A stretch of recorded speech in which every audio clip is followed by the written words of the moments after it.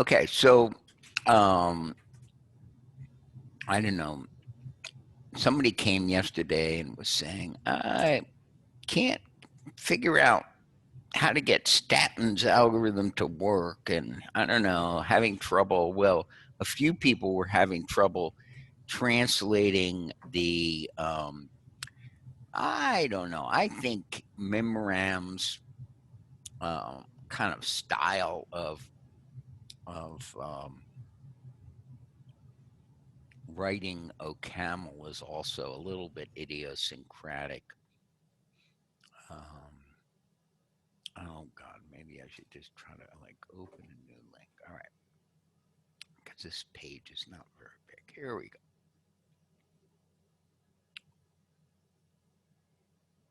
So let's see.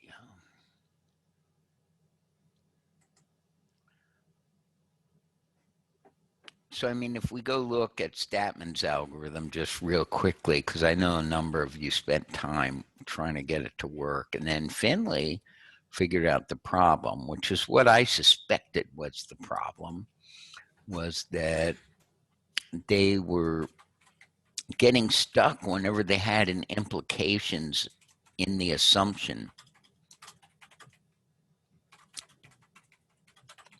And so it's, can you see that? Is that big enough?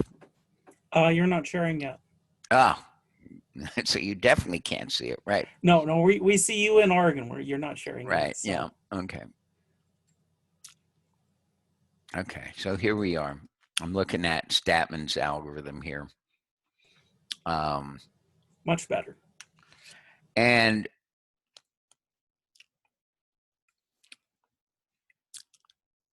the problem is this,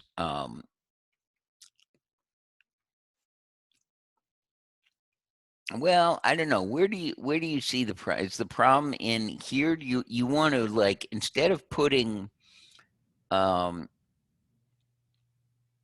just putting A on here, you would be nice. You could either solve it two ways. I think, Finn, what did you do? You solved it by in the implication case of the provable function, then you want to not just cons that, you want to make sure that you're keeping variables at the front of this one right here. Yeah. I think another option could be in the split to put implications at the end or something like that. You know, maybe could you do it up here? Well, that one's kind of weird because what it does with that list that it builds there is it just tries to prove everything in it. So it doesn't really, it doesn't matter the order of that list so much. What matters is the environment, like the order of the assignment. Right.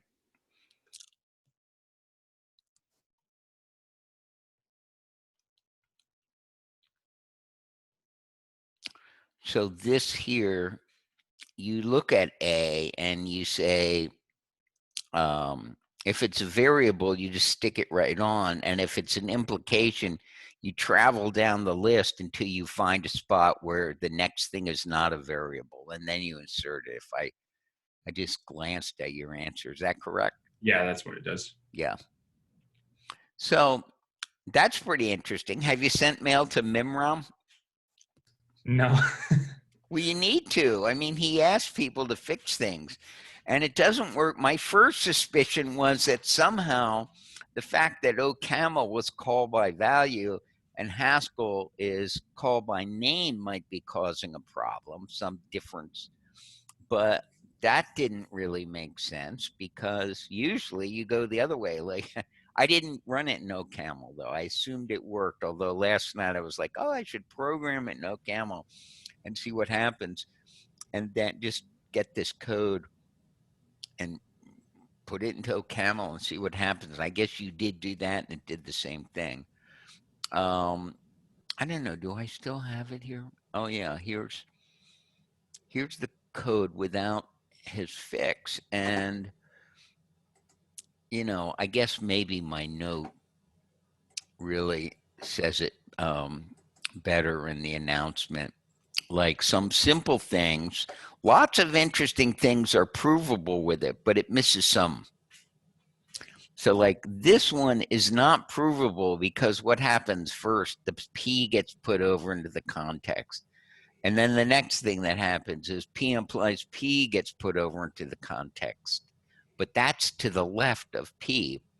And so now we should be able to get a proof, but it sees the P implies P and it kind of gets stuck in a loop trying to process P implies P, which is true. So P implies P is provable, so it shouldn't be a problem, but it should also at that point find the fact, you know, it's looking at a context with P and P implies P and it's trying to prove P, and that's an axiom, but it can't see it because the P imply P is to the left of the P. It can prove P implies P. It proved P implies P implies P implies P. That makes sense, because this is just an instance of this one. I just substituted in this one and it gets this one. That's weird.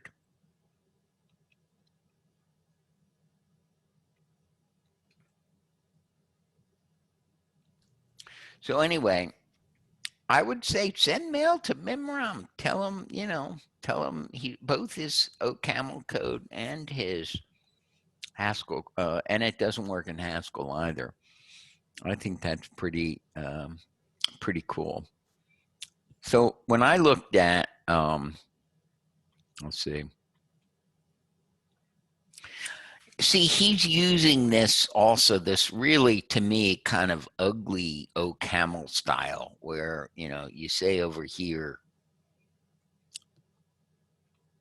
function, and then you list this and you list this. I mean, there's kind of a Haskell style that, but it makes the code pretty hard to read. The fact that what you don't get if you don't like dig a little bit deeper into OCaml is that split imp is a function of X and a term, one of these T things. And so you kind of miss that there's this third argument if you not like more well-versed in OCaml. It's a little harder to read. This code could be easier to read for non-OCaml programmers. So anyway, good work, Finn. That was nice.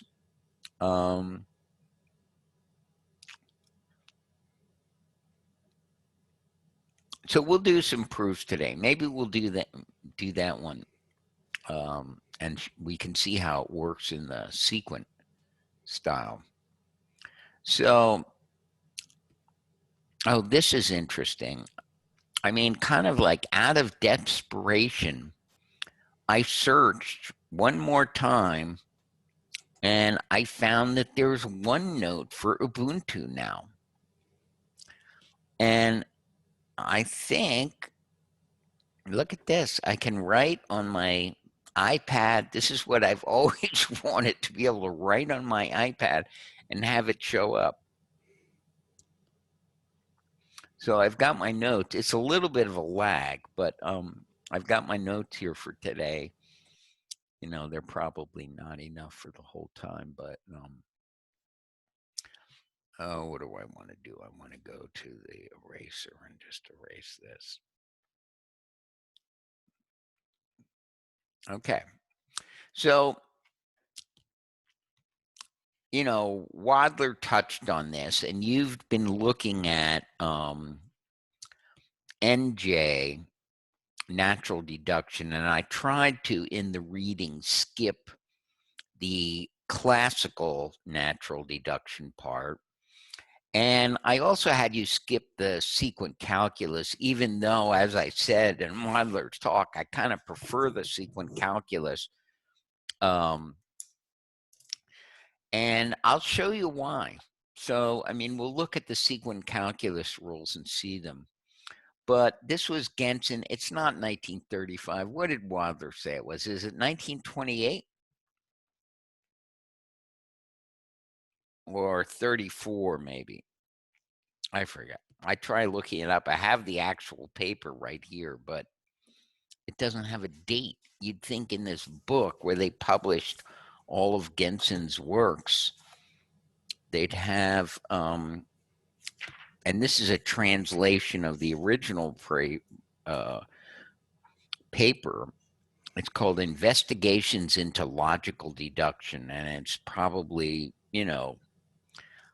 one of the most important papers in logic in the last century.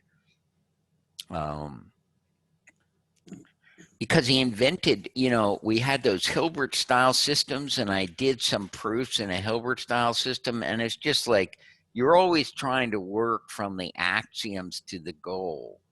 And Gentzen, and some others before him or around the same time had been trying to figure out a better proof system that matched more closely the way that mathematicians do proofs. And Gentzen came up with 4 systems. Now, the interesting thing here, it also, I think, really is that at this time, in the 1930s, intuitionistic logic was kind of like vying for dominance over classical logic, although it had a terrible uphill battle to fight to be able to do that. But this logic was developed by Brouwer in response to the paradoxes in set theory that Hilbert was reacting to and trying to say, okay, we're going to make sure, we're going to see if everything, we're just going to make a uniform proof decision procedure for mathematics. And so, but Brouwer's answer was, no, look, the problem is excluded middle. The problem is the formula P or not P. And he said, look, if you want to have evidence, the classical notion of disjunction is wrong, because there are lots of classical proofs where you prove P or not P, and even though you proved it, you don't know which one is true. You don't know whether it's P that's true or not P. Oh God, I used to know a really good example. I think it's something like there are 2 irrational numbers.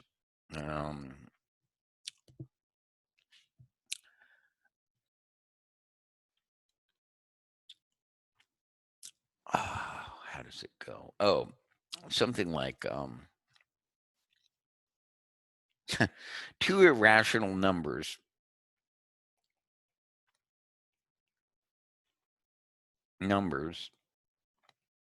say A and B, such that A to the B is rational.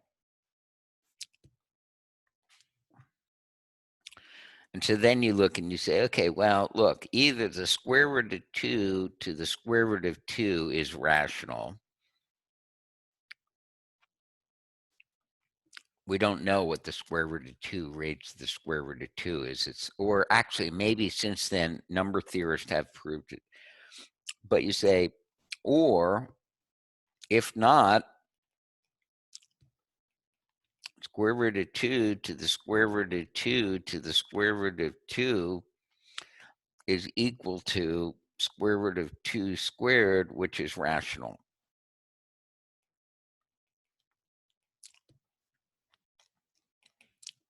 So this proof proves something that has been since proved by number theorists, and we know which one it is, although I forget and I don't really care. But it's a good example of a proof that uses excluded middle. So I guess I should say square root of 2 to the square root of 2 is rational or not. If not, well, and if it is, we're done. So I should be maybe a little bit more careful here.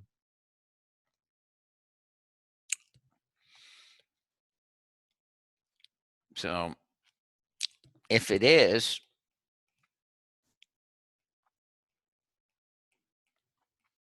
let A be equal to the square root of 2 and B be equal to square root of 2. If not,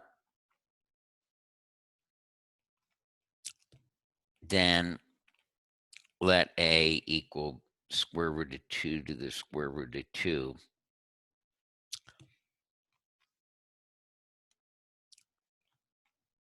And B be equal to the square root of 2. So this is an example of a proof that Brouwer would say, you haven't really proved this. You've proved that it's impossible that there is not some square root A and B such that A to the B is rational, but you have not told me what A and what B are. Sorry, have you written something we're meant to see? Or Huh? Excuse me? have you written, we can't see what you've written. Oh, I'm sorry. Right. I need to, oh God, sorry. I need to scroll on on my mouse here to show you. So there are, there are two irrational numbers, A and B, such that A to the B is rational. And it starts off with a P or not P thing, because it says square root of 2 is rational or not square root of 2 is rational. But if it is, we're done. We know what A and B are. And if it's not, then let A be square root of 2 raised to the square root of 2, and let B be square root of 2. Then you get this, which is, so this is equal to 2, which is rational.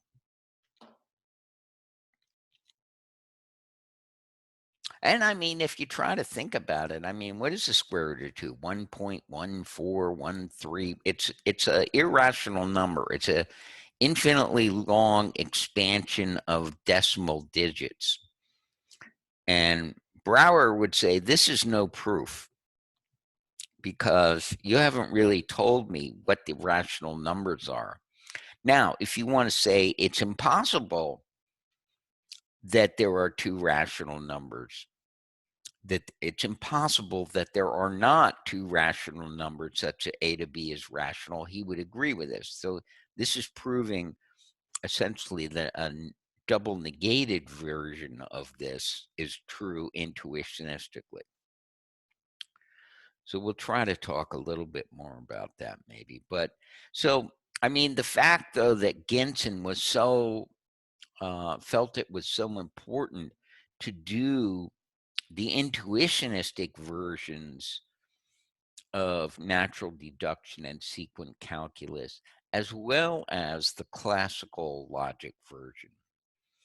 And, if you looked at that part and saw the only thing for, to get the classical version, you just write down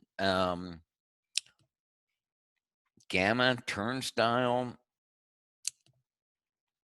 A or not A. That's a rule. I think you have to scroll again. Thank you. This is a little bit confusing because I have to scroll on the separate thing. Let's see. What does he do to add in the classical? For classical, he just adds gamma, turnstile, A or not A. In fact, I think he might do it the other way. He might always write not A or A, which I find a little bit backwards, but. And we're going to see something interesting about the sequent calculus. So how did it go trying to do the natural deduction proofs that I assigned? Did you find it tricky to figure it out? I mean, it's kind of a puzzle.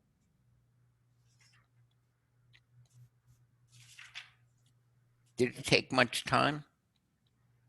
I found I had to look at various additional examples, but once I got the swing of it, because there's commonality and similar approaches between a lot of the examples I found. Once I got that into my head, it's just a matter of starting somewhere, trying to follow a path and seeing where I got, and then backtracking if it wasn't going where I wanted it to.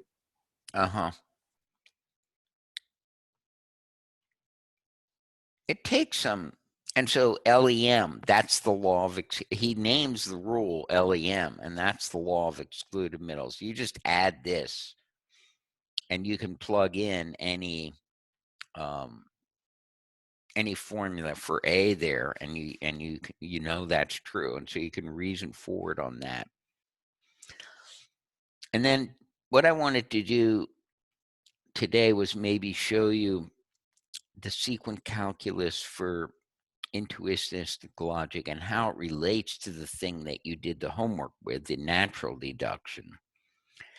And I mean, we don't have to do it, but the sequent calculus for classical logic is rather interesting because you don't have an axiom like this. You just allow multiple formulas on the right of the turnstile.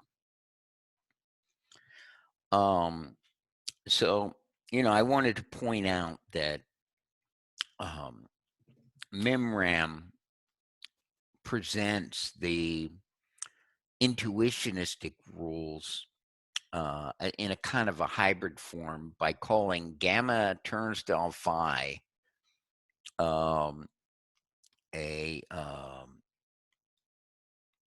where is it? Gamma turnstile phi. This, oh, how come I can't get that to work?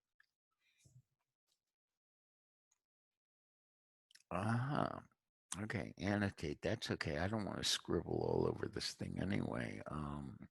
Maybe I'll just use the spotlight. Whoops.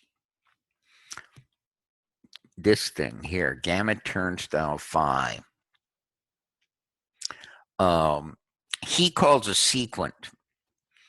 And so, but when he presents his NJ rules in that form, and you know, if you had tried to do any of these assignments before you heard Phil Wadler's talk, you'd say, wait, his rules look different.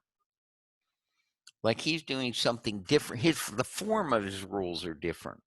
And that's because he never had the gamma. He just writes down the formula, and then you plug the assumptions at the top, and as you discharge them with implications on the bottom, you write them out. But anyway, here my main. So let's look at quickly the syntax. I think you all got this. So the syntax of this is that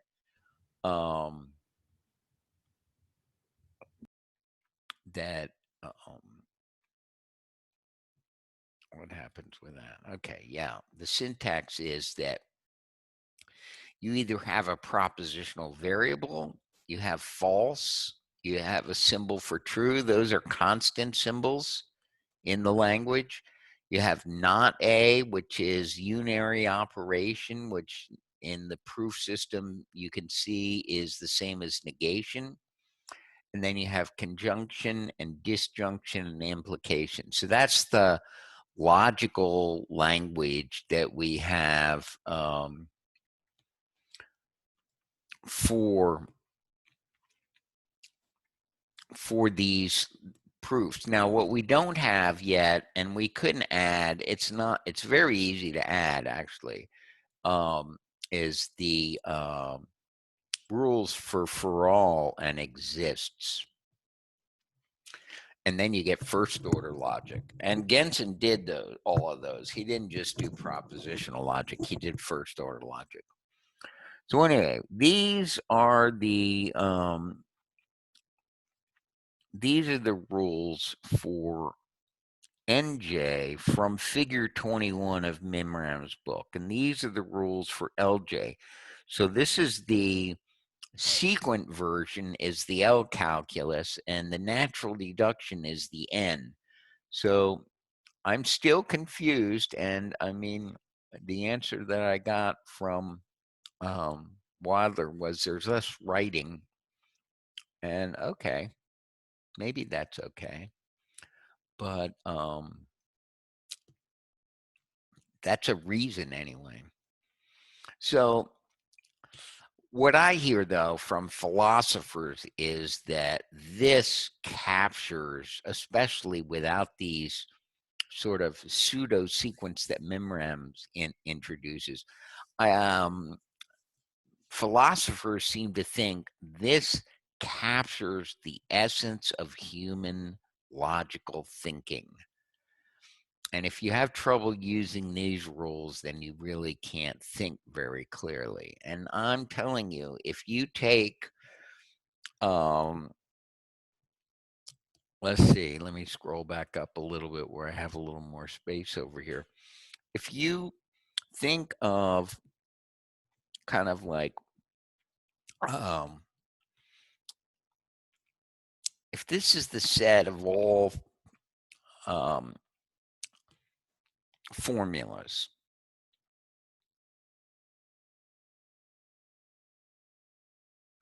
and then this is the set of all classically provable.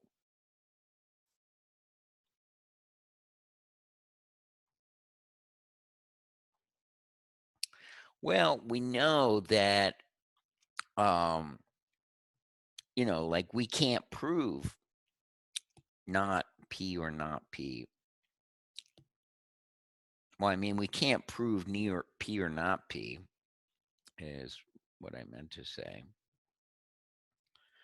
In intuitionistic logic, so we know that P or not P is somewhere in here. Let's say it's right there. But then that means that the intuitionistically provable ones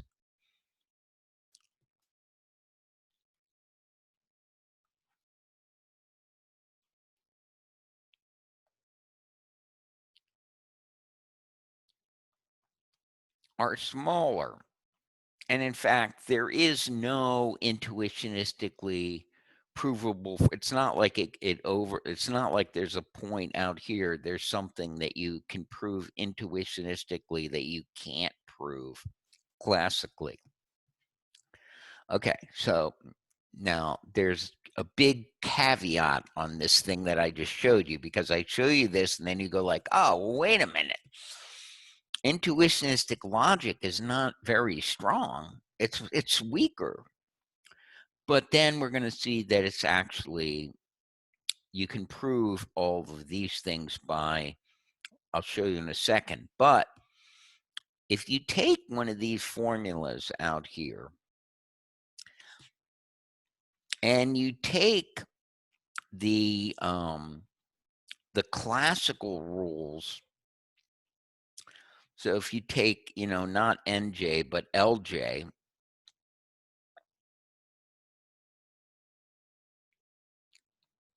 I'm sorry, NK, which is the classical natural deduction.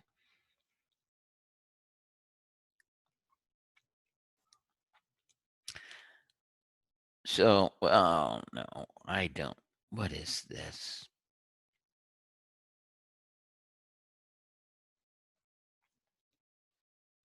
Oh, God, somehow or other, this damn thing took me into some weird environment. Okay.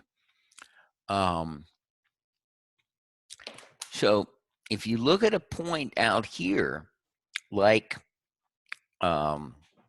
P or not P, well, P or not P is not hard to prove in NK, because the way you get NK is you add that as an axiom. But suppose you try to prove something else that's in this space that's classically true but not intuitionistically true. And if you do that, the proofs are really hard. And in the worst case, what you can do is you can just sort of take, you can basically make a truth table. So what you could do is you can like say, okay, you can use, if your formula has 5 variables in it. You can make 5 instances of the use of excluded middle. And then you can do your OR rule to try to work those down. So if you have P and Q and R, or P and Q, you could start off with something like this. And then you can work forward from that using the OR elimination rule to get rid of that OR. But it's kind of like writing down a proof that's just a truth table, because all you're doing is kind of like splitting this and splitting this. And so to me, you might almost just write down the truth table. It's shorter than trying to write down the proof. So let's look at these rules, how these rules work. So, I mean, you've already figured them out, but like this axiom rule is a good one. I see, I could put that up and I could come to draw here. And so the axiom rule is just saying, look, on the left side, you've got the formula A embedded in the context. Think of gamma as a list of formulas and gamma prime as a list of formulas. And you could sort of think of this form where we write down, gamma, comma, A, comma, gamma prime as, if you want to think of this as a list, you could think of this as gamma plus plus A const to gamma prime. And what this does is it allows you to specify the rule in such a way that you can make an axiom if A occurs anywhere in the context, anywhere in this list. This just means A occurs somewhere in that list, and you could break apart the list and figure out what the part of the list to the left of A is, and this is the part of the list to the right of A. Does that make sense? So context is like a list of formulas. That's what the gammas are. And this is just saying, oh, A is in gamma somewhere. Now, the rule for sequent calculus is identical in this case, but it changes for the so we have elimination rules in natural deduction and introduction rules. And how that gets translated in the sequent calculus is that you have rules for kind of dealing with, you start from the bottom up, rules for dealing with formulas, complex formulas on the left, and those correspond to the elimination rules. And you have rules for dealing with a complex a formula with a connective in it on the right. And so it turns out that the sequent rule is identical to the introduction rule for arrow. But for the left rule, this just says, look, if you've previously assumed A implies B, then how can you use this? You might look and see, look, what I really need is if I had B, I could prove C.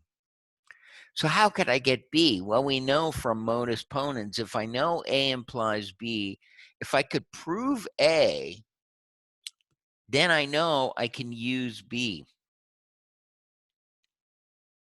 And so this rule is saying, if you see an implies on the left and you want to try to use B, what you do is you prove two things. And maybe this, I don't know, maybe I've got this a little bit like too close, the second sequence. Let's see if that will fix it. Oh, God, I really wrecked it. Okay, undo. Where's my undo?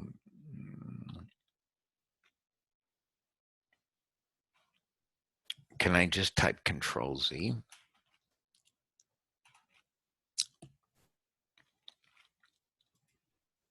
Okay. So what I'm trying to do is show you that this is one sequent over here, and this is another sequent over there, right? So it has two things, just like this one has two things. Now, on this one, you're trying to get B. See, what we say is like, oh, what if we want to use B in some way? So after we prove A, we get to assume B and add B to the right-hand side. Now, it's very subtle. Getting these rules right is very subtle because notice on this branch, you leave the hypothesis A implies B in the sequent.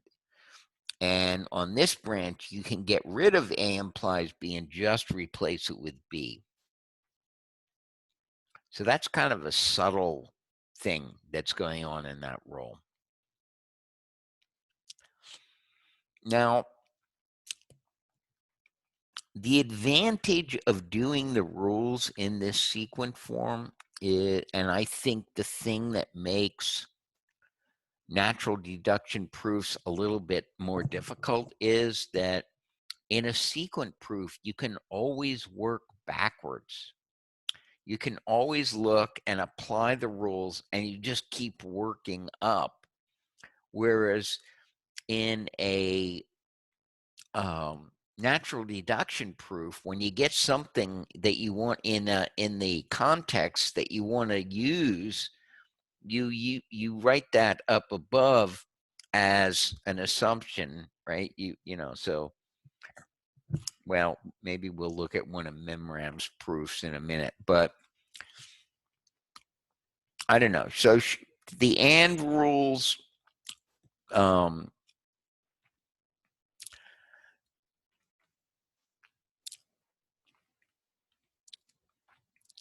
elimination rules are captured by one rule that says if you've assumed A and B in your context and you're trying to prove C, just break it apart and separately assume A and separately assume B. If you've assumed A and B are true, you know that A is true and B is true.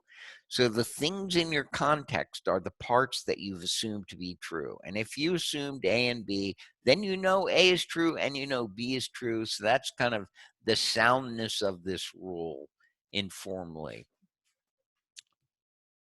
Any questions? I mean, that's what these rules are saying. They're saying like, okay, if you've proved A and B, then you proved A. You can get A. And on this one, if you've proved A and B, then you know B is true. And so this one's working backwards says, if you've assumed A and B, which means that as if you've proved it, then you can assume A and you can assume B separately. Now, the introduction rule is identical. You have to prove A and you have to prove B before you know A and B. And that's true for the introduction rule and the and on the right rule. So these rules are all meant to be used backwards. And on the right means you're trying to prove something that looks like this, gamma turnstile A and B. Okay, how do I complete the proof? Unless you have A and B over here, you're going to have to work on A separately and prove B separately. And that's what this says, exactly the same thing. Now, the true, what does he call this? True introduction rule. True can just be put on the right of turnstile. And over here, you have a true right rule. It's always okay to put true on the right. This is an axiom. And this is an axiom. So if you need true, you can just write this down. So then on this rule, the OR rule is kind of the most painful rule to use.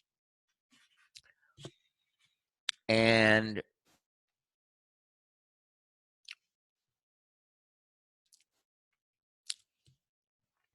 so the way they're saying it here is, if you could prove A or B, and that is the same as having assumed A or B. So I'm trying to show gamma 1. I'll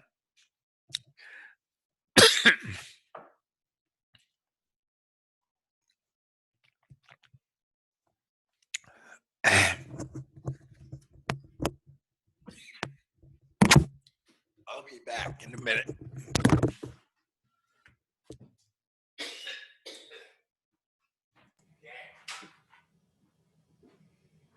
And Finn, it seems to me that when I went and solved that thing at the beginning of class, I did it by taking the implications and appending them to the end of the list. Yeah, that would be another way to do it. Yeah, which it looks to me like when I looked at that, that the thing with the implications was that not only do we want to have the implications at the end when we add them to the end of the list, but the reason why we get some of these weird results is because we've, instead of proving things in no time, the process in OCaml or Haskell actually has this hidden behavior of time that we're adding to the process. And consequently, we have to order things to get rid of that extra additional behavior. Does that make any sense to you? And things are happening sequentially instead of, you know, all in parallel.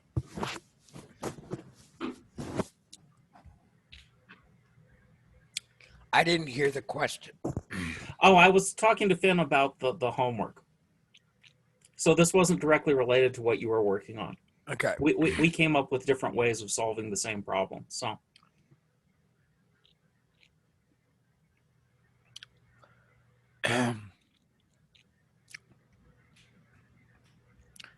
So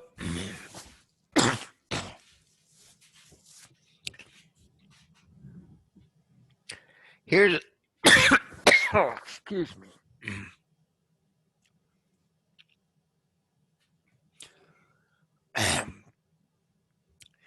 Maybe let's take a 5-minute break. Yeah, let's take 5 and we'll all be better, and maybe Finn will tell me that I'm crazy for what I'm thinking. There we go.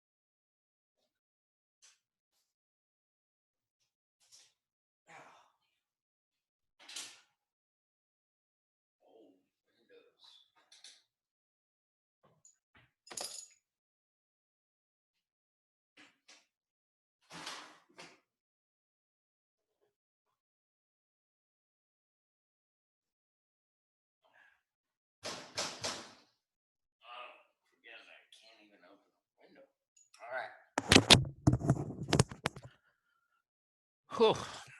Okay.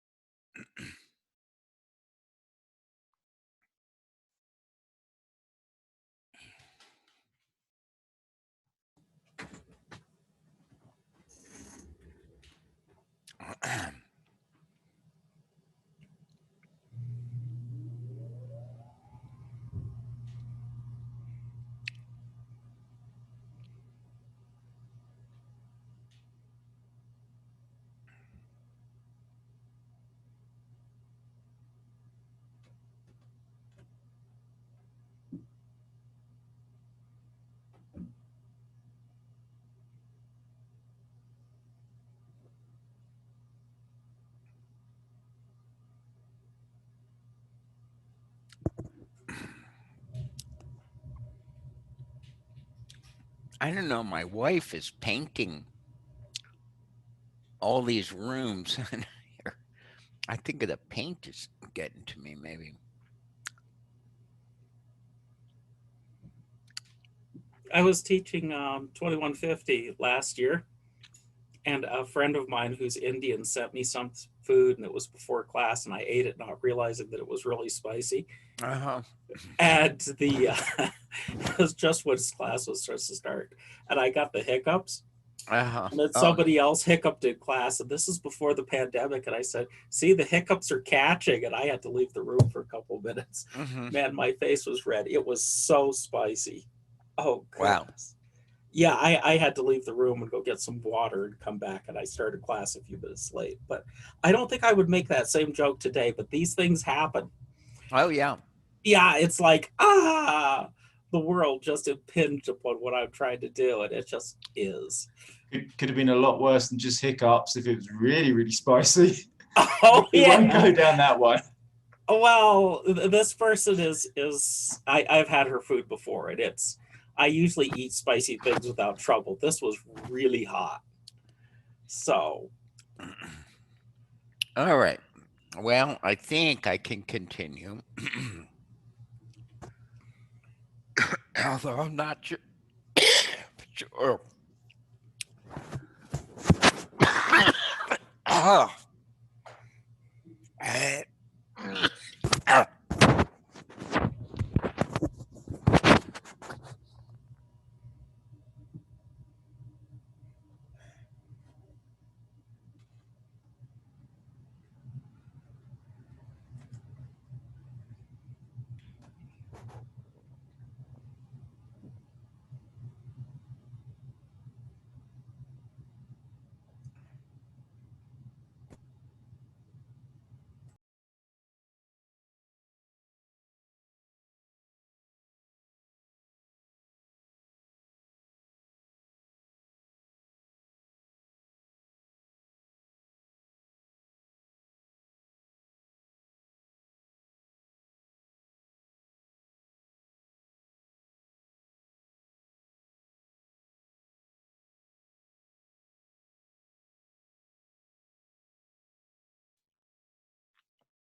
All right, let's see.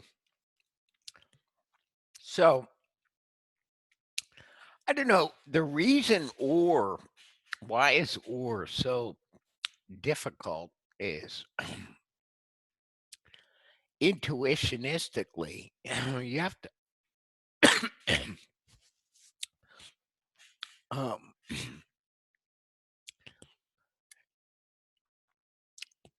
if you want to prove C and you know A or B, what do you know if you know A or B? You know that A is true or that B is true, or maybe they're both true. So that means you don't know whether it's A or it's B.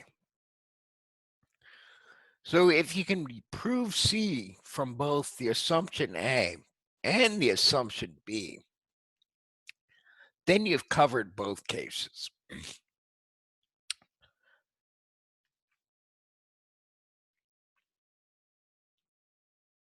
Now, if you don't need to use A or B to prove C, you could just skip this. You don't need to apply this rule.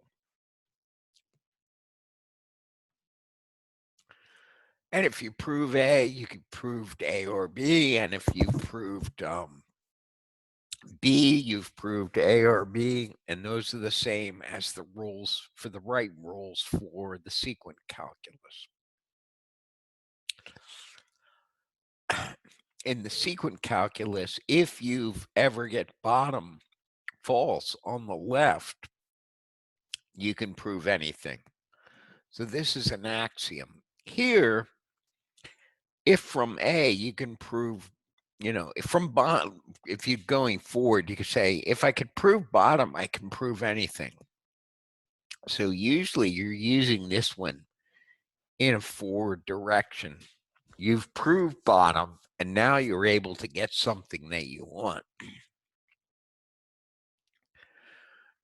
The rule for not is kind of interesting. Now, one thing is we don't need not because we can define that, and usually you do. You could say not A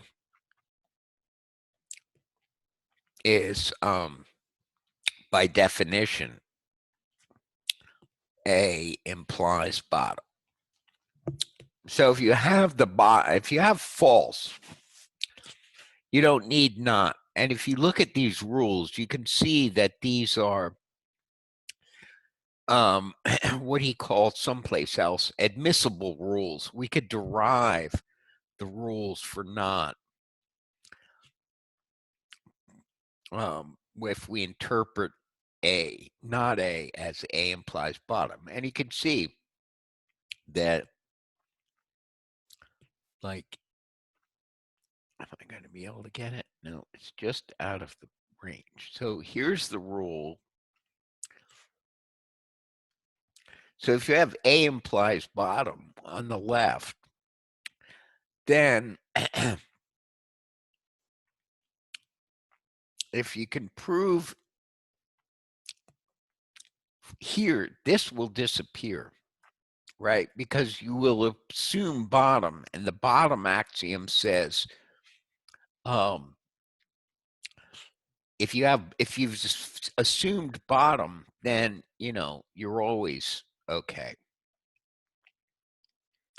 And here you try to prove A. So if you look down here at the bottom rule, you say, okay, if you know not A and you're trying to prove bottom, you can try to just prove A.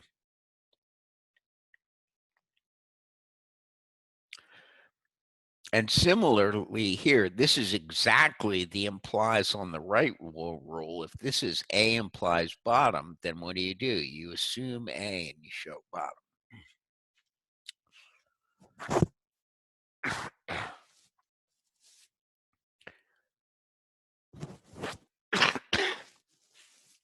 here's a cut rule.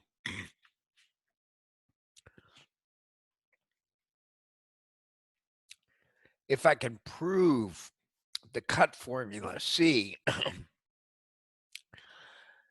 using gamma, using the current context, then I could prove A, I can assume C. If I can prove C, I can assume it. And that might help me in the proof of A. So, all right, let's look at some sequent proofs. Like this one's in the book. He does a bunch of them almost right away. I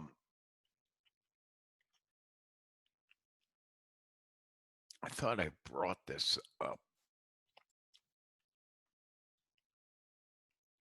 Oh, this looks like an interesting talk. Has anyone watched it? He talks about why the UTXO model is actually more functional than the Ethereum separate accounts model. I don't know why. I need to watch that. So anyway, let's see. Somehow I lost. Oh, it's over here. So let's go look. After he, at the point where he memorandum presents the rules, right after that, he gives you a bunch of proofs. And the thing that's interesting is that, oh, come on, where are you? Is that, okay.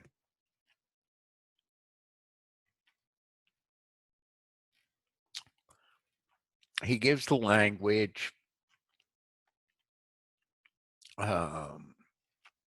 He talks about sequence. He talks about Frege's notation. That's amazing. Here's his rules that we just looked at compared to the sequent rules. And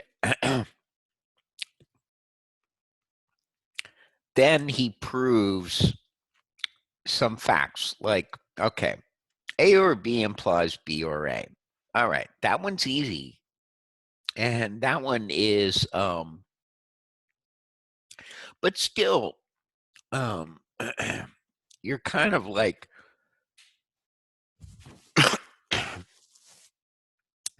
you take this assumption and then you have to kind of like work forward. Now you're working kind of forward. You say, oh, okay, if I want to use this assumption, how do I put it on the right? Well, I can put it on the right because I've assumed it. But then what do I want to prove my C is B or A?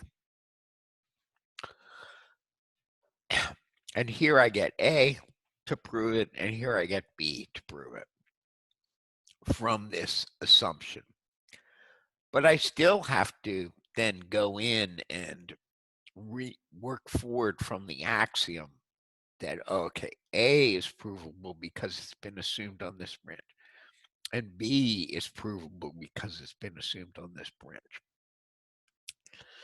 Now, this one is kind of a key thing, is that he's showing you a bunch of, this one is an if and only if, obviously. It's just saying, or, commutes. But here, this one is only true this direction, whereas in classical logic, not A implies A. And so here's the natural deduction proof. And let's look at what a sequent proof for this might look like. Let's see, I think I can just annotate on here. Well, first I should maybe make this just a little bit smaller, so I have more room.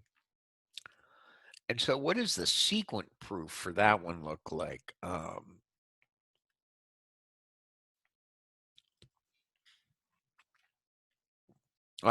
need my Wacom tablet to do it this way. All right, let me see. Let me go back over here.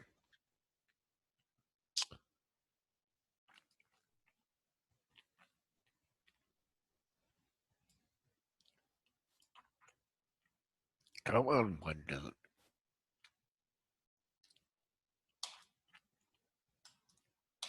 Oh, I guess I gotta get rid of that. Okay. So let's do a different one. Let's go down.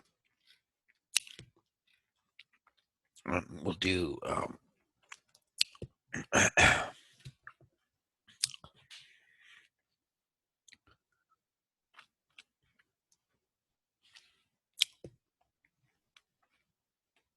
turnstile.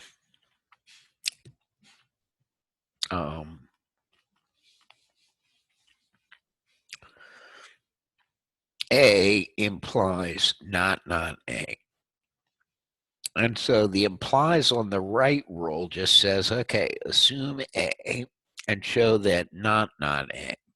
And the not on the right rule, whoop, what's it doing there?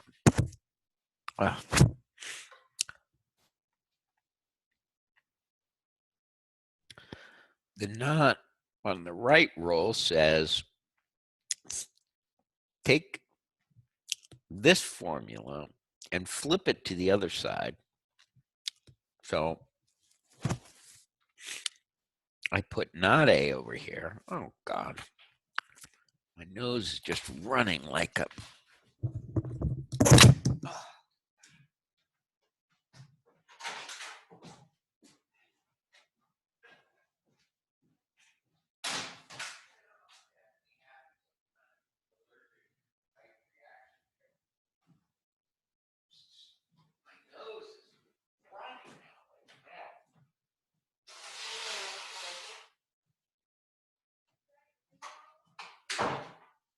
I can't open them.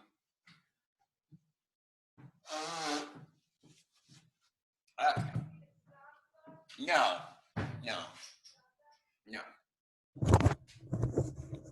Okay. I think I'm back. All right. Oh, God. So the rule for not says, okay, put not A over here, and now you got to show bottom. And now if we go up and look at the rule for not on the right, on the left, I mean, this one, it says you can throw, you leave the not A there and you throw the A over to the right. So if I'm trying to prove bottom and I have not A in my assumptions, and I'm trying to prove I'm not bottom and I have not A in my assumptions, I can do this. And then that's just an axiom. Now, I think that this is so much easier to do. You just always work backwards. These are, here's a sequent proof. Now, this one's kind of, I think, you know, explains something about intuitionistic logic that's very important. In classical logic, not A or B is true if and only if A implies B is true. Right? We could, I mean, you know, we could do something really gross. We could say, oh, okay, let's see. A, B, true, false, false, true, false, false. And we could make out the truth table, not A or B. And we want it to be if and only if A implies B. And so not A, it means false and true. So that's true. And this one becomes false. And this one becomes true. And this one becomes true because that's true. Not A, not false is true. So then that's true. And then that's the same as this truth table. And so it's true that they're both true. They're both false. This is the main one I'm looking at. They're both true. So here's a truth table showing you that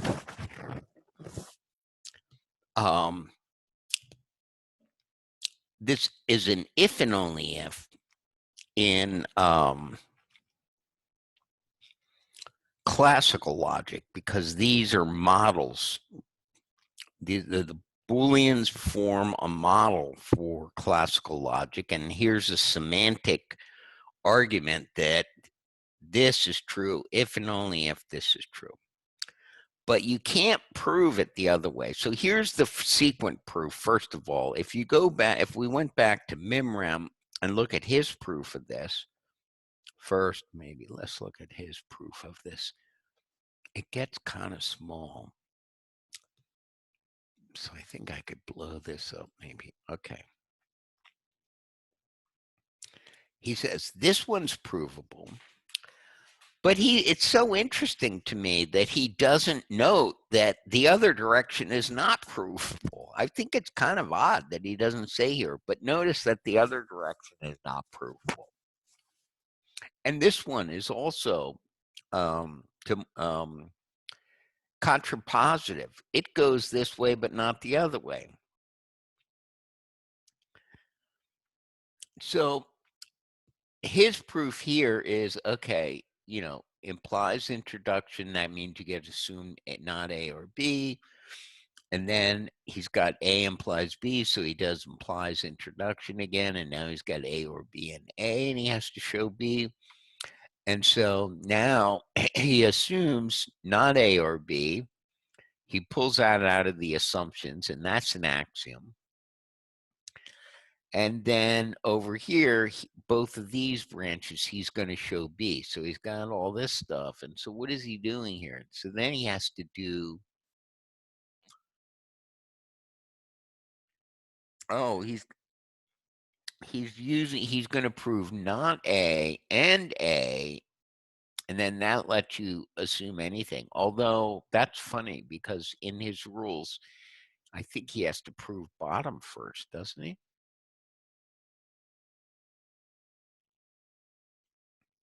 He has to prove bottom, and then this rule. So he's missing a step in the proof there.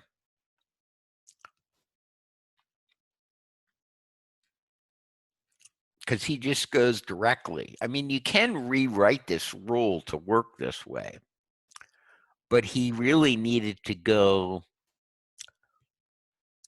have these two things go to, oh, they do, I guess. Okay. All right. What was they thinking? Oh, it's in this proof.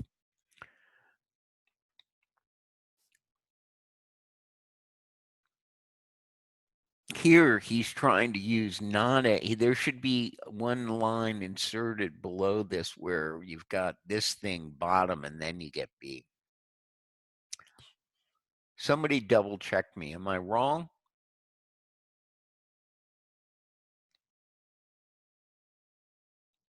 You see what I'm saying? He had, oh, I really do need both pads. Let's see if I can get the other one working. Finley, you're pretty good at these proofs. What do you speak up? Do you see what I'm saying here? Will you repeat it? Just that he's missing a rule because he's invented a new rule that says if he proves not A and he proves A, he directly goes to B. But his rule says not, if I prove not A and I prove A, I go to bottom, and then from bottom I can go to B. Oh yeah, he's missing it there. Yeah. But still you have to like you have to be like a little bit inventive here, right? You go like, oh, you realize, oh, wait a minute, um, I'll be able to get, I've got A and not A assumptions. So then I prove A and then I prove not A, and that gives me bottom, and bottom gives me B. So this is another letter to memram. And then what's on this one? And that one's easy because you get to assume B and you got to prove B.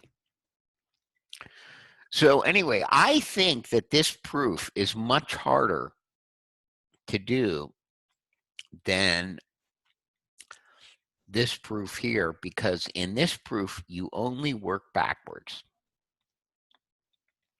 You never have to kind of like do the forward style of thinking.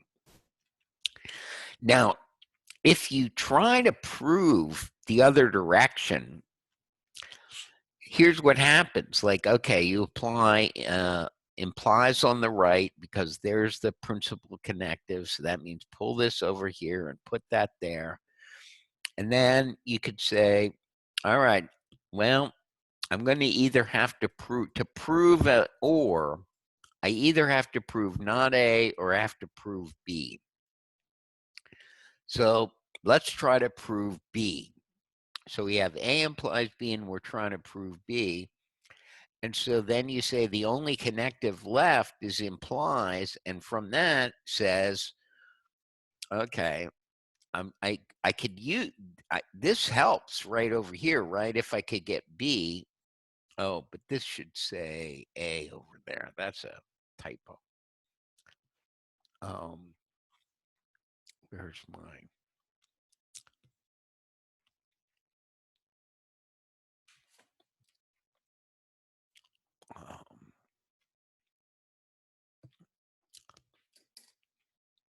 This one should be A, because that's what I have to prove is the antecedent.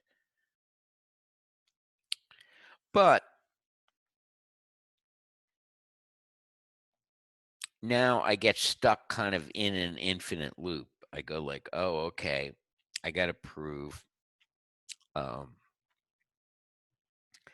implies B implies A, and I mean, the only connective is implication. So the only thing I can do is do the implies on the left rule.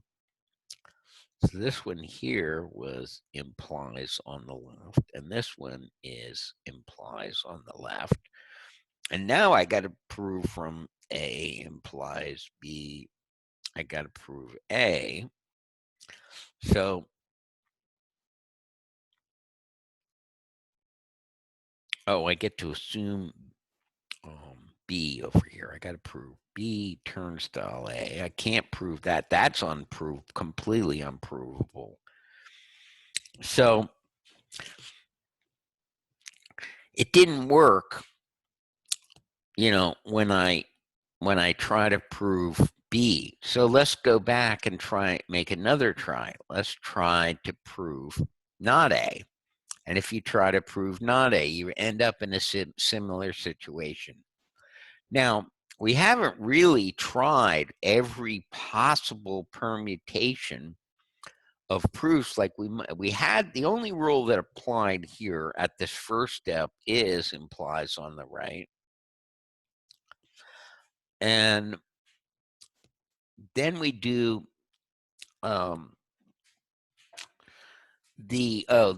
I'm sorry, this is the or right one rule. I mislabeled this thing. So from here, I got or right one, and I'm going to prove not A. And then what did I do here? Here I did the implies on the right.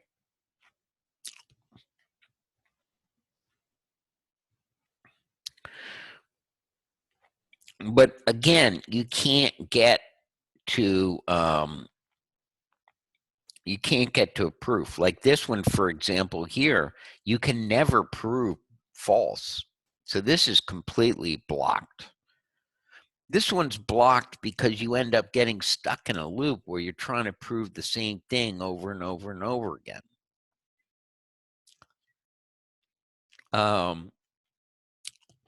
Now, it turns out that this is pretty weird. It's in MemRound. There are no, so like for classical logic or classical propositional logic, a two-valued set can serve as a model, and that's what we do when we draw truth tables. We define the meaning of, true or, well, we define the meaning. I didn't write down the separate columns, right? I just wrote not A or B. So we define the meaning of or, we define the meaning of implies, we define all these meanings using a two-value set, and it captures perfectly the meaning of these formulas. And so we can define the semantics using a two-valued set. For intuitionistic logic, it can be shown that there is no K for which a K-valued model will work. So there's no finite valued models. And then, amazingly, Saul Kripke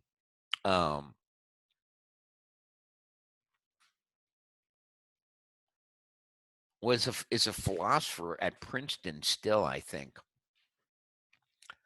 And he was a kid, like he was like 16, and he figured out semantics for intuitionistic logic. And it turns out they're cryptic structures, they're called. I don't think he called them that at first, but and they're tree structures where at each node you label the things that are true at that node and the atomic formula that are true, and then a cryptic structure can model a formula in the same way that like a row, an assignment, which is, A is true and B is true. So, in here, that's one assignment, and another assignment is, A is false and B is true. So each of these cryptic structures corresponds to essentially a row of like an assignment. And then you can say there's a way of defining whether or not a formula is true in a particular cryptic structure. And then if it's true in all of them, then it's provable or valid. So now let's go back up here, because I think this picture leaves you with completely the wrong idea. Because it turns out that for propositional logic, so this is by a Russian mathematician, Givenko.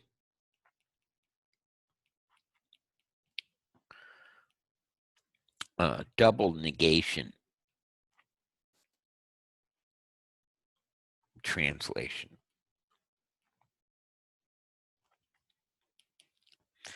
And basically, if say K turnstile phi means phi is provable, a provable formula, and I don't know. We pick your favorite. You need to scroll up a little bit. You're up above us. Okay. Yeah, there you go. I know. And I don't know. These little side things come in on this, and I never know how to get rid of them. except by leaving the app and then coming back. Okay. So anyway, you could say in classical logic, the formula phi is provable.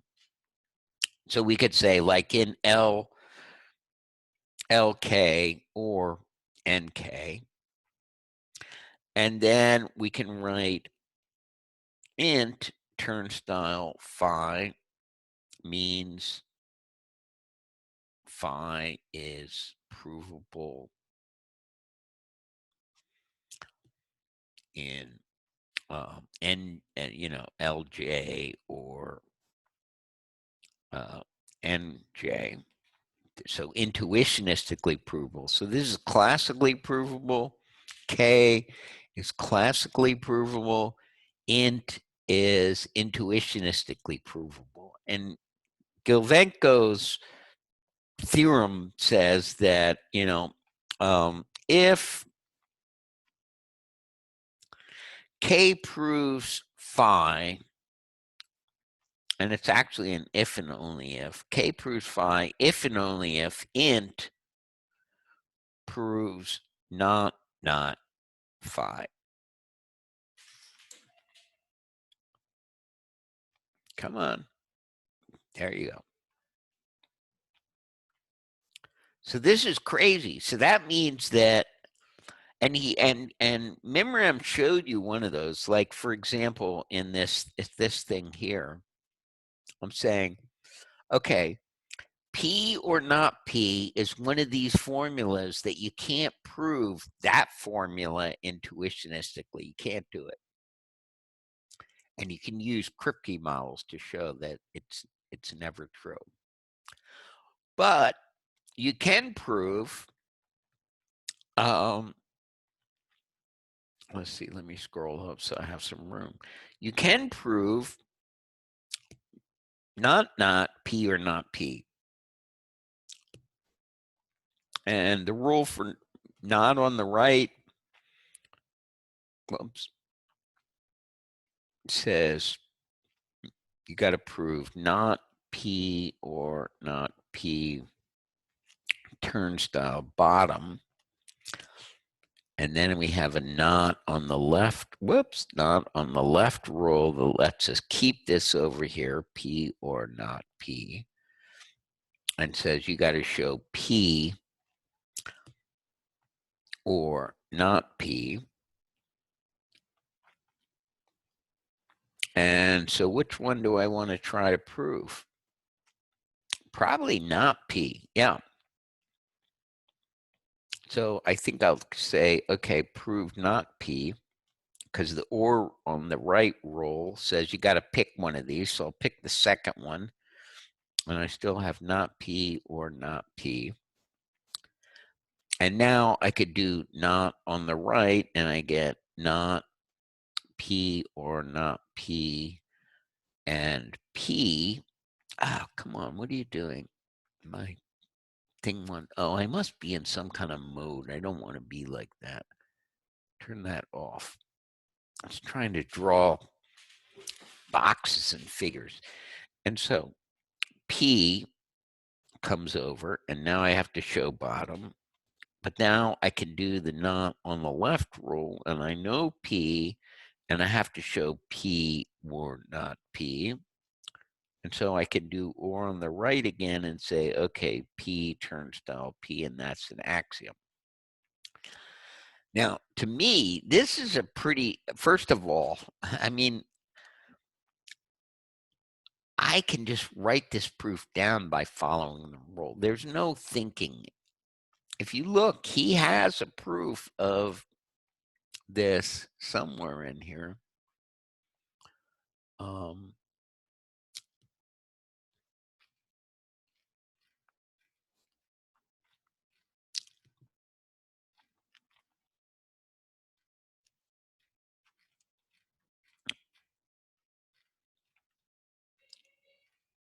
I thought, I don't see it. Oh.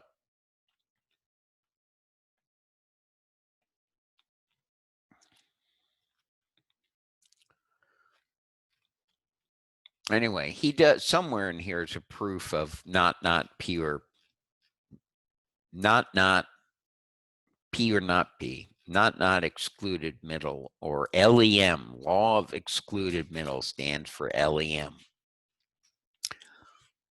Does anyone remember? Did he prove it here or maybe not? I thought I saw proof of it in here somewhere. Okay, well, so if not, what we just did was a new proof for you, except I did it in this LJ calculus. So the thing is that this is a little bit subtle, but it's a little bit weird, is that if you are a classical logician, if you believe that if like your own epistemology, how you know something, is based on classical logic, then to you, the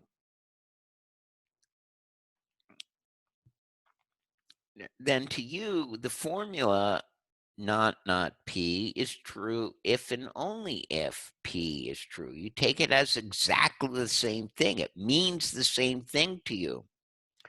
So since I proved not P, you could take this and then do some kind of classical, a derived rule, not elimination, and you would get P or not P. But this last thing, I should have made it red, is not acceptable to an intuitionist who doesn't believe that not is the same, because you can't prove it. So this is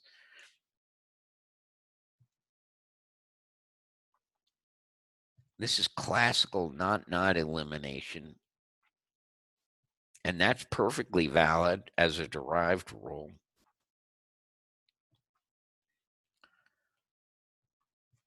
And so you get P or not P. But the intuitionist says, no, that's not a valid step. So what's going on with this not thing? Why is that not a valid step? Because in the end of this, if you apply this step, you don't know which one of P or not P is true.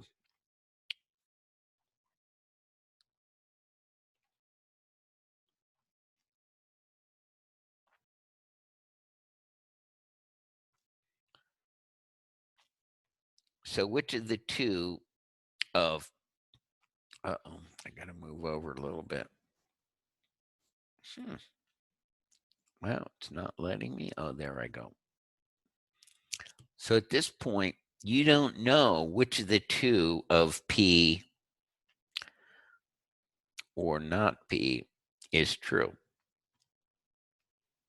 But it doesn't bother a classical logician. They say, we don't, who cares? But this kind of means that this Venn diagram is not really quite correct. If you accept classical logic, then these two things are exactly the same circle, because you can always do a not in front of it, and it's the same formula as the one without the not to the classical logician. And so these two circles completely coincide if you take a not and add it to all these that are in this place here. So any class, that's what Gilvenko's theorem says. It says if K is, or if phi is provable, formula is provable classically, if and only if the not version of it is provable intuitionistically. And then it turns out that there's, let's see, I think I might have an article about it. No. Oh, here it is. It turns out that, okay, this is Gilvenko's theorem, proved in 1929. Oh, I should mention that Does anyone know who Kolmogorov was? Has anyone ever heard of him?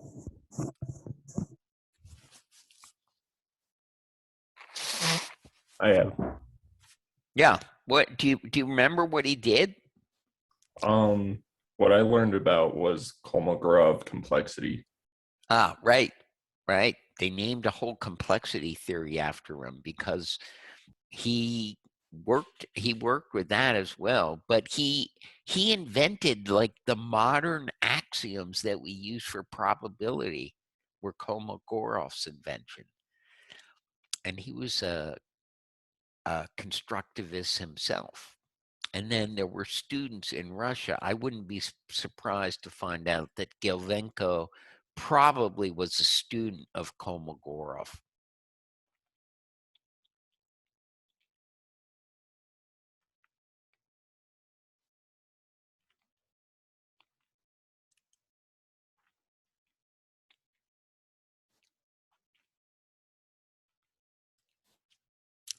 So,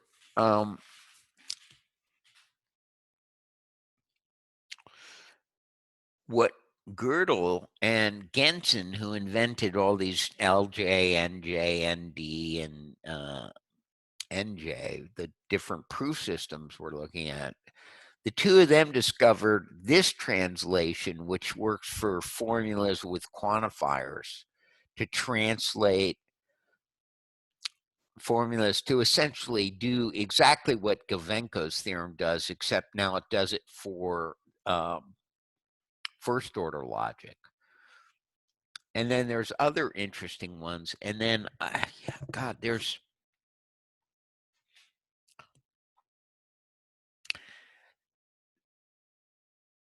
so a lot of it's been worked out, but there's something called Friedman's A translation, and it's a different thing. And it turns out, like, if you try to look at these, if you want to say, like, okay, well, what is the meaning? Like, we can do through the Curry-Howard interpretation, we know that, okay, constructive logic corresponds identically to type theory, to simple theory of types. And so we can use lambda terms as evidence that for that a type is inhabited. And so those lambda terms in some way are evidence also that a proof exists because the trees are the same structure, the rules are identical.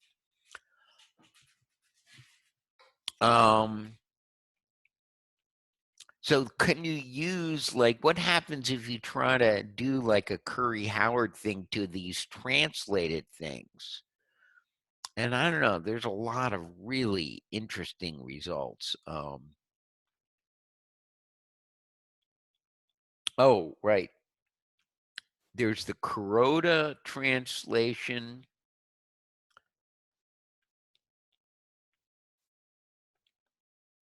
There's the Kolmogorov translation. He was just an astounding mathematician, but we just don't know as much about him because he's Russian. He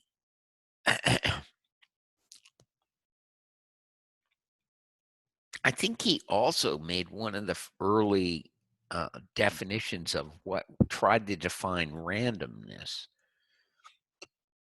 And here's the Friedman translation. So anyway, people have worked with these translations to try to figure out, like, okay, can we add computational content to classical logic? Can we figure out can we extract programs from classical logic? All right, we have about a half hour, a little bit less. First of all, any questions, comments?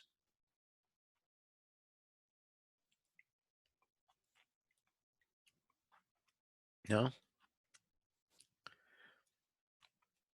All right, so what I want to do is I want to show you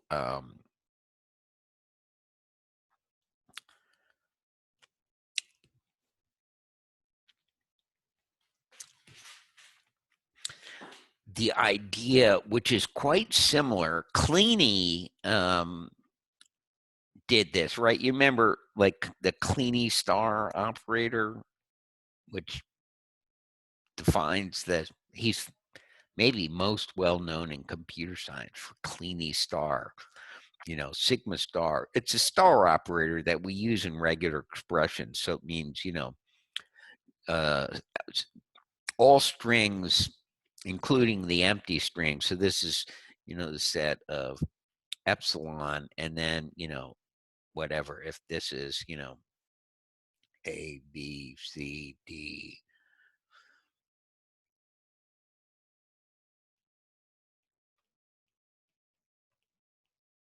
it's all finite strings include, so it's an infinite set of strings, but they're all the strings in the set are finite. All this finite strings over the alphabet. It's kind of well known for that in computer science. But he did also, he worked with, well, he was the one that figured out a big stumbling block with Church. He was a student of Church, a big stumbling block with Church working on lambda calculus and trying to show that you could actually do arithmetic, and it was subtraction's really hard to define as a pure lambda term. And there was Church and Barclay Rosser who were, so we have the Church-Rosser theorem that we talked about. Rosser was a student of Church, and then we have Kleene, who was a student of Church, and the three of them were working like mad on this. But I mean, what a great thing, like to be a PhD student of Church when after he had just come up with this thing and just trying to work it out. Anyway, what I want to try and show you is how, maybe I should just try to do it up here, but I don't know if I have room.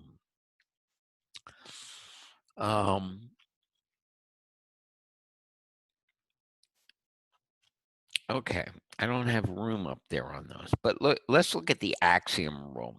Now, in our new contexts are of the form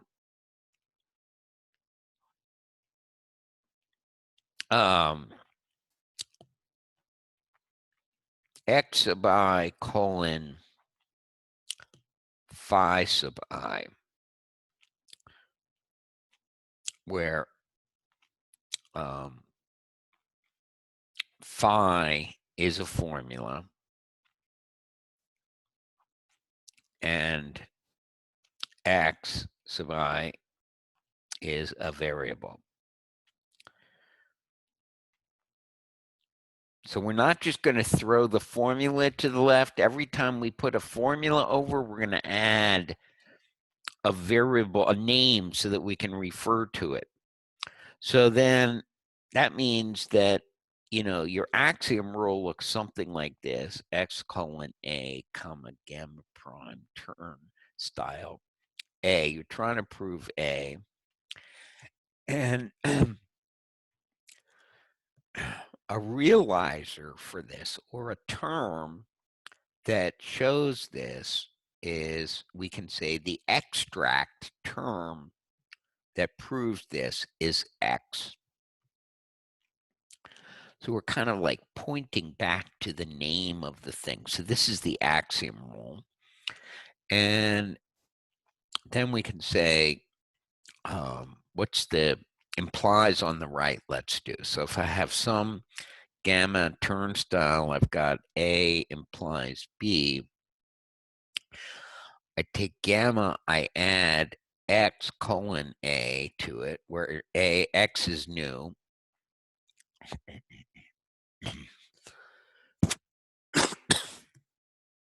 And prove B. I think you got to scroll down just a touch. There we go.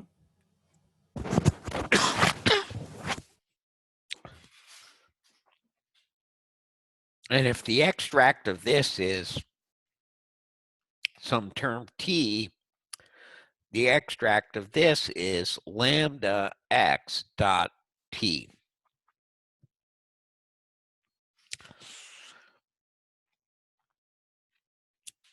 What about, so that's implies on the right.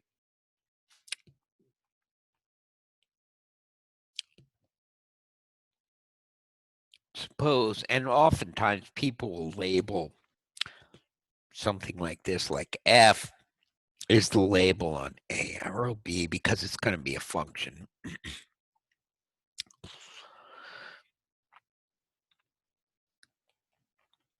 And so what was this, hopefully this rule will actually kind of like help explain also the rule for implies. So in one case, I need to say, okay, gamma 1 comma f colon A arrow B comma gamma prime, and I have to show A. And so if the extract of this is, let's say T1, and then on the other branch, I get to assume B, right? So I show this, and now I can assume B, and so I'll call B, Y, and I prove over here C.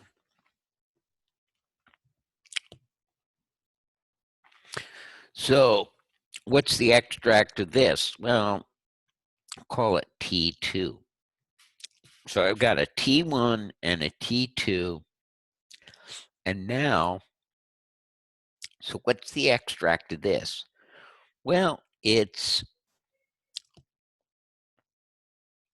F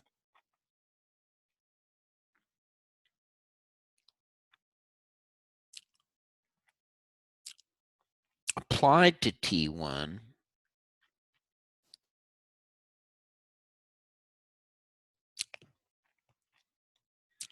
and you use that to replace all the y's in T2.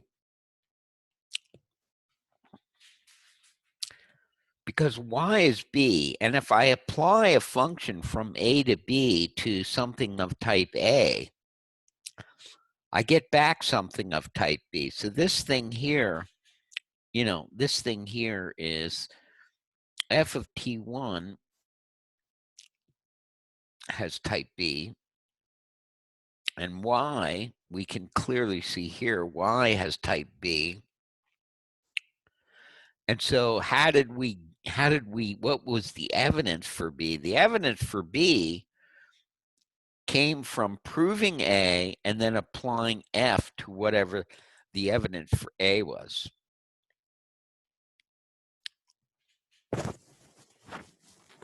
Does that make sense? So, I mean, this is probably enough to prove something.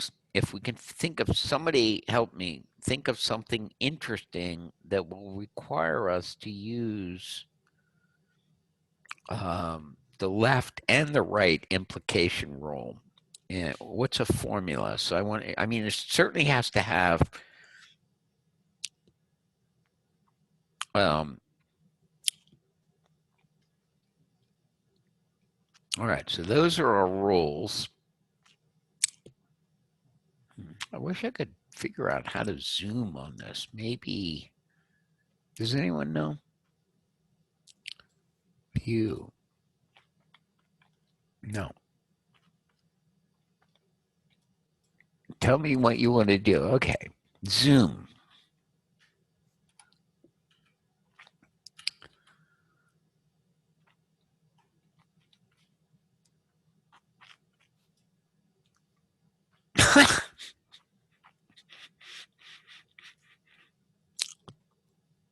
Okay, now how do I get rid of that? Okay. Oh, no, what's happening now? Oh, okay.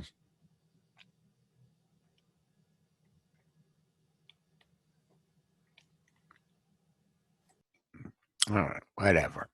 That's not going to help. All right, let's try to prove something using these rules. I don't know how to make them smaller so that we could continue to look at them. But anyway, what would be a formula where I'm going to have to use both those rules? I would say like P implies Q implies Q.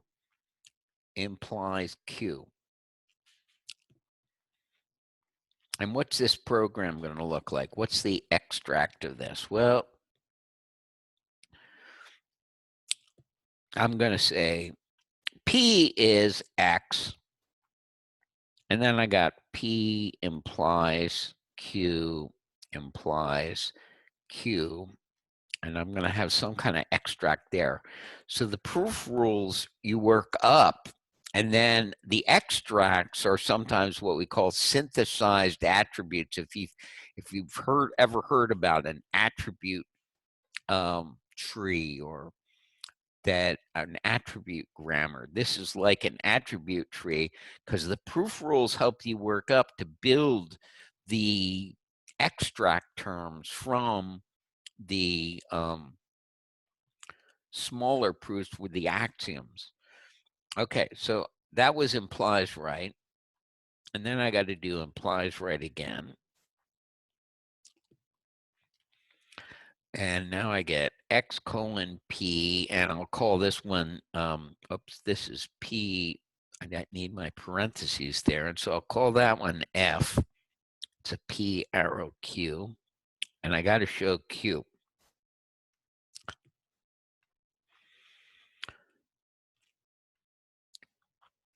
And I'm going to need more room. So that was another implies on the right. And so now I have to do implies on the left, and that rule is just visible right here. So I have an F, P arrow Q. So what do I have to do? I have to say X colon P, that's my gamma. And then I've got F colon P arrow Q. And then I've got gamma prime is empty. And so then I got to show P. And then over here, I've got X colon P. I don't have that. And I have a Y, a new thing of type Q. And I have to prove Q. And so the extract of this is Y. And the extract of this is X. And so the extract down here is apply F to, this is X, not Y, X, and replace all the Y's in the term Y by that. So that's just equal to F of X. And the extract on an implies right rule, this one would be lambda F dot F of X, because the rule says pick a new variable to name A, and in this case, I picked a new variable to name F, and so I get lambda F, and then you just write down whatever the extract is. Up there is the body of the lambda, so F of X is the body of this lambda. And then we go down here, and now we have lambda X dot lambda F dot F of X is the term that you can build out of this proof using these augmented extract rules. So I haven't read in the book about his Curry style, but this is Curry style because these terms are not annotated. They're well typed. This term definitely has this type because it came out of the, oh, I didn't mean to move that. Come on, go back.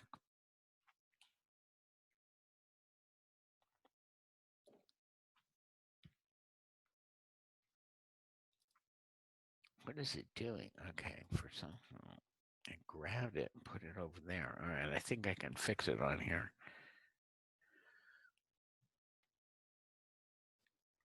And remember, arrow associates to the right, so that means that, right? That's how we pulled off the x. So lambda x, x is something of type P. Lambda f, f is a function from P to Q. And then to get my Q, I apply f to x. So that should be perfectly sensible.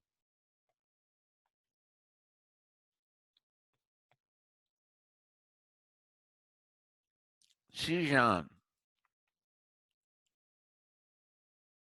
are you there? Yeah, I'm here. What do you think? Can you see this? Yeah, I can see, but it's hard to read for me. Okay.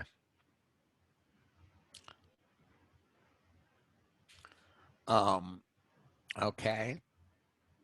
Kyle.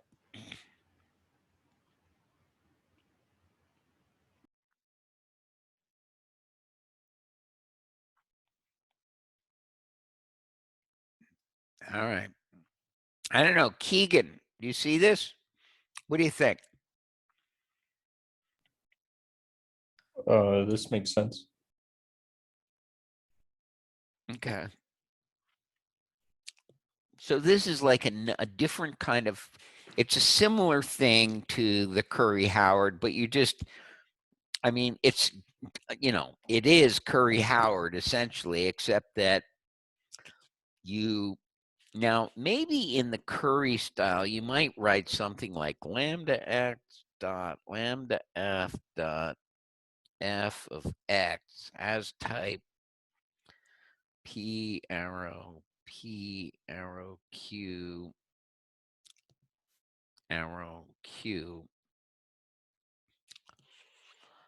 And you might do it this way where you take this term and put it in here, but in this way, so this is like a verification, would be a verification that this term has this type. But this one is you build the term from the proof. You extract, you extract the term. This is what Coq does in the Coq prover. They get programs from their proofs by extracting them, as opposed to, I think in AGDA, you're more like you're building the terms as you go. And this is how NuPerl worked. It extracts programs from proofs. So we're almost out of time. I wanted to do quantifiers. You know, you can design rules like this for all the other connectives. It is interesting, though, on like what you end up doing with OR. Because we know that we can use the like Haskell either type or either type. And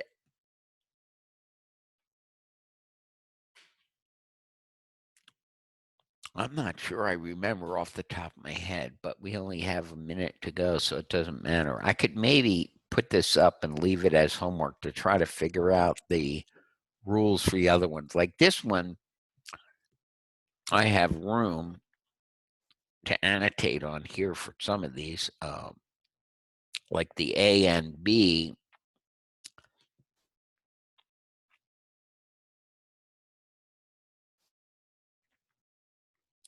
So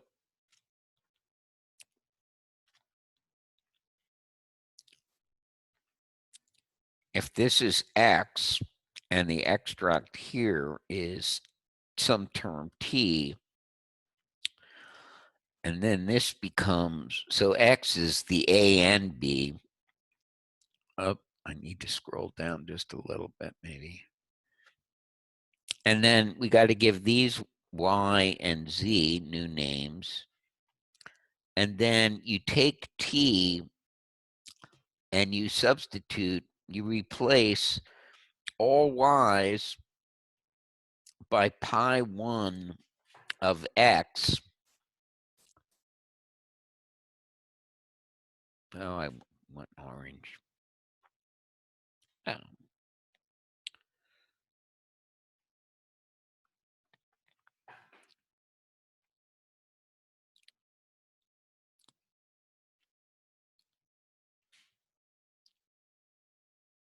So the extract here is, it's going to be the term t, but every place you see a y, replace it by pi 1 of x. So say pi 1 of x, the first projection of x for y, and replace pi 2 of x for z, and do that substitution in t. All right. And the other one, or is a little weird because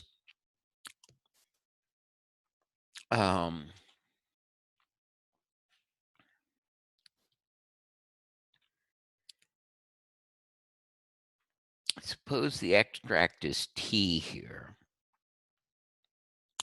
Then the extract down here is left of t. And if the extract here is t, then the extract here is right of t. A lot of times you see, instead of, the either type says in Haskell,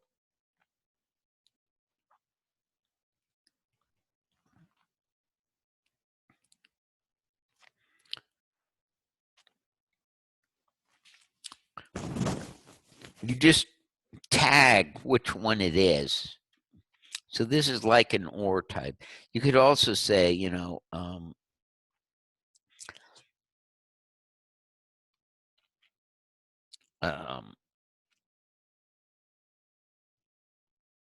I don't know. I could still call it either.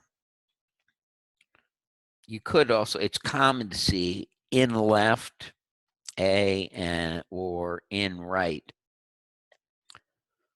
B. These are pretty common projections. But then when you have one of these, you need a way to operate with it on the left side. Like, what does it mean over here?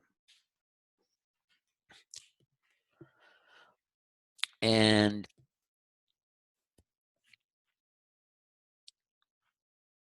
I forget. And we're over time, so I'm not going to hold you up.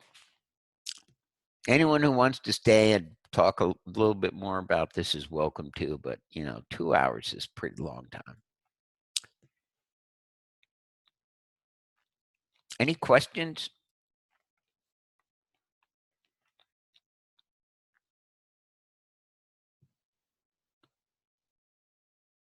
Comments? All right, look, we're getting down to the end also. So I think next time, rather than doing the quantifiers maybe here, we'll see them come up in system F. I think we probably ought to move on and start working with system F. What do you think? That sounds good.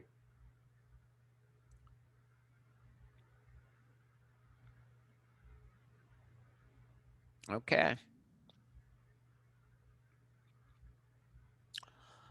All right. Thank you all for coming. Thank you, sir. Yeah, you're welcome. And are you actually going to go through with the possible homework you just mentioned? I don't know. What do you think? Does this I seem? find it useful, I think. Yeah. Okay. I think I will. I'll put this up as soon as I'm done here on the page, and maybe I'll ask you um, to write out the extract terms for the other ones. The decide is the one that's hard. I mean, the or there you usually write, and I guess I could write it here, is you usually write a kind of a term that's like defined to compute in the following way. You say like decide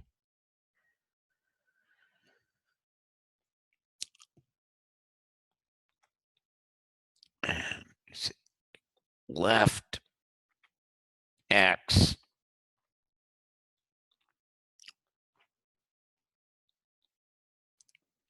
Oh, how do you do it?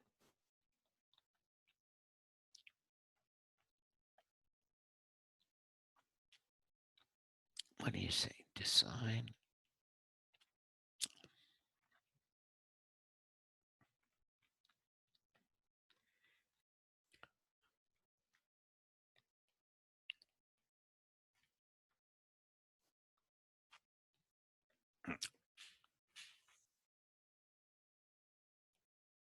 Oh, I think you put two terms in here. You know, this one would be very hard to come up with. Well, you might be able to find it in.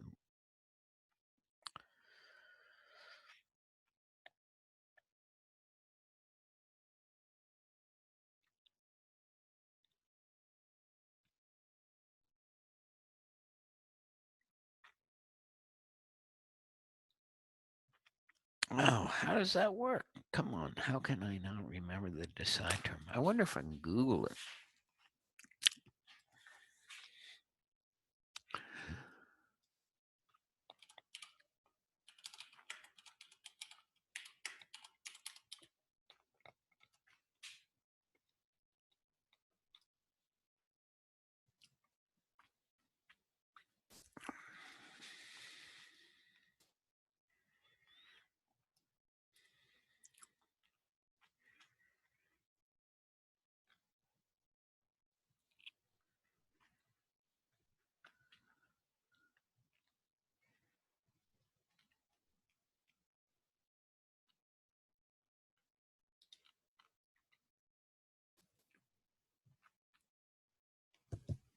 Okay, so decide is of the form x semicolon y dot ta semicolon z dot, and so I'm going to call this t1, t2.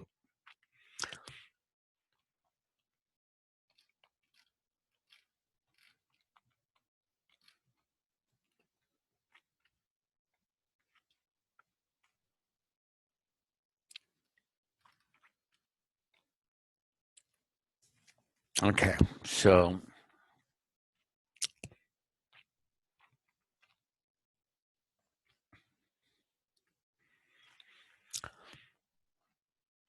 decide in left t or left t semicolon x dot l y dot r is evaluates to l. Okay, but they changed it, so it's a t1 with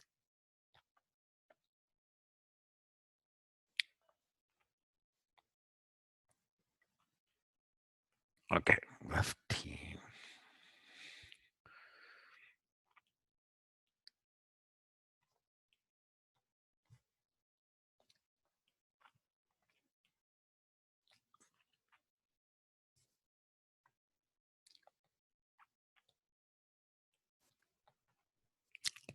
It's an interesting operator because it's a binding operator.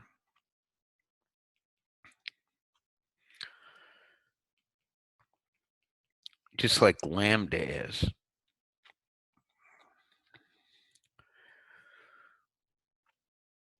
And so you take T1 and replace all the y's by t. All right, so let me show you my notes here.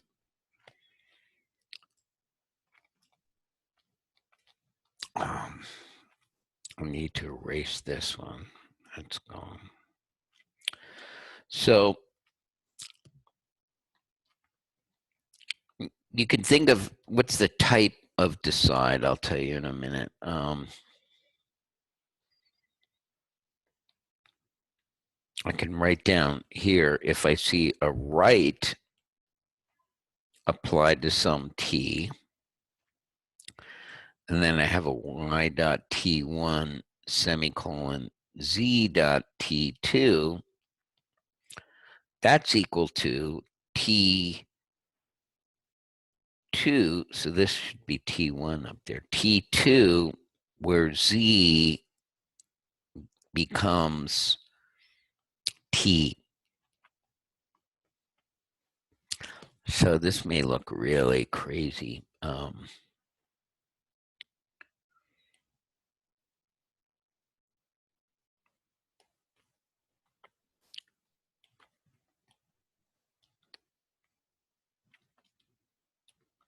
I think it makes sense.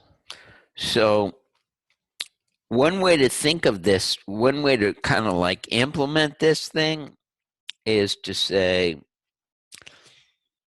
in Haskell, it'd be like case. So like you'd say, okay, decide X, and then this is like, you could do it F1, F2 is equal to case X of, if it's a left of some t, then what you do is you apply F1 to t. And if it's a right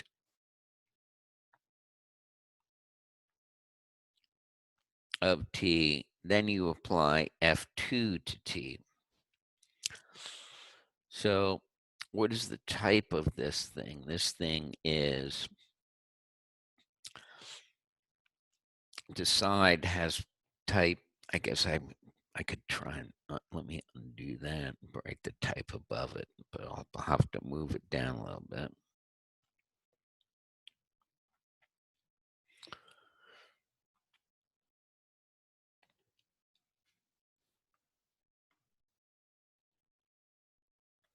Okay, so what is the type of decide?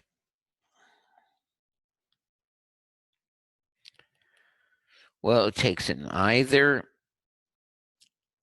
A, B, and then it takes a function. The first one is a function from A to C. So that's F1. Here's the F1. This is the X. The F2 is a function from B to C, and it finally returns a C. Yeah, that makes a lot of sense. Good. Wow. So here's how decide is implemented. So that means, like in practice, if you wanted to actually do it, though, you got to provide like lambda term instead of, see, in the Neufeld theorem prover, this dot gives you like a binding operator that's not a lambda, but you can always simulate it with a lambda. So like, how could we, so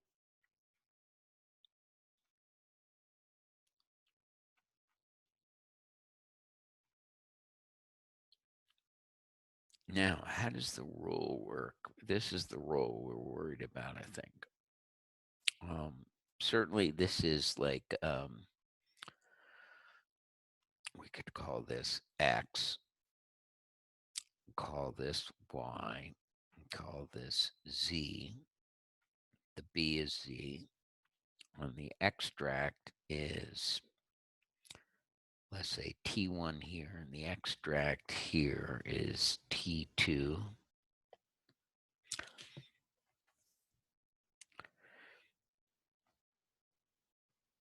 Okay, then the extract here is decide. Did you want to do this? That's all right, sir. I've actually got to get going in a little bit. Okay. I mean, the extract here is decide X lambda Y dot T1 lambda Z dot T2. And then you could evaluate that and say, see, when you see the or, you never know which one of the two is true, but one of them had to be true. And the decide lets you kind of like pick out and say, oh, if it was this one, do that. And so if it was the first one, you better get T1. And if it was the second one, your body better be T2. But you replace all the Y's by whatever the evidence was for that. Okay. All right. Thank you very much. Talk to you later. Bye.